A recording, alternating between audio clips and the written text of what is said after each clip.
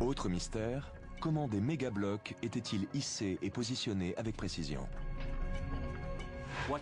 À notre époque, on constate que pour bâtir de grands édifices, on doit fabriquer du matériel lourd afin de pouvoir les construire.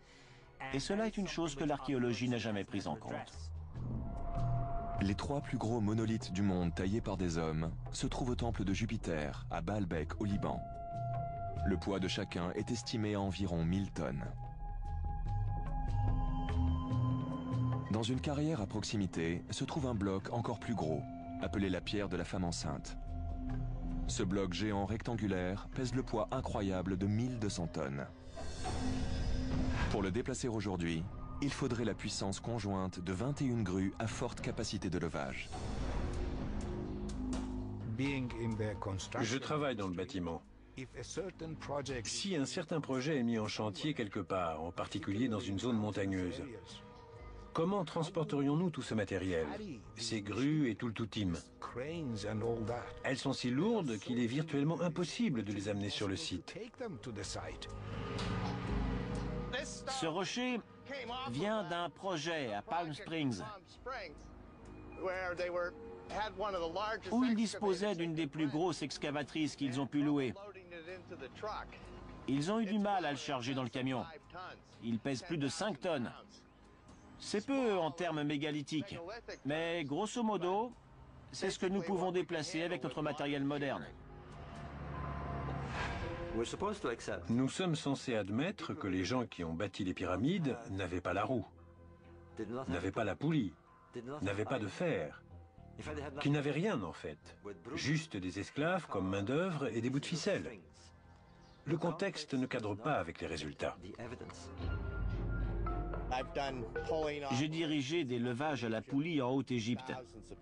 Des milliers de personnes étaient impliquées à divers stades du projet pour bouger des blocs de pierre très fragiles qui pesaient des centaines, sinon des milliers de tonnes. Oui, on peut se servir de cordes, mais on a aussi besoin de recourir à du matériel mécanique. Mais si ces anciennes civilisations ne possédaient pas d'équipement mécanique moderne, comment ont-elles déplacé et levé des monolithes aussi lourds? Il faut se demander pourquoi aurait-il voulu faire quelque chose d'aussi incroyablement difficile? La réponse à cette question doit être parce que d'une certaine manière, ce n'était pas si difficile pour eux. C'était facile. Il existe une description très concise de la façon dont ces blocs massifs étaient transportés de la carrière au site de construction. Les maîtres d'œuvre étaient habilités à mettre une sorte de substance blanche, un peu comme du papier, sur les pierres, et ils écrivaient dessus. Et en gros, ils donnaient une poussée à la pierre, et elle se déplaçait de presque 2 mètres comme par magie. Non. Alors, était-ce la magie qui déplaçait ces blocs? Non. Une certaine technologie était à l'œuvre. C'est une partie de la solution. Afin de vraiment déplacer quantité de monolithes de la sorte, il aurait fallu les faire léviter. Les mettre d'une manière ou d'une autre en état d'apesanteur et les déplacer en l'air à l'aide d'un engin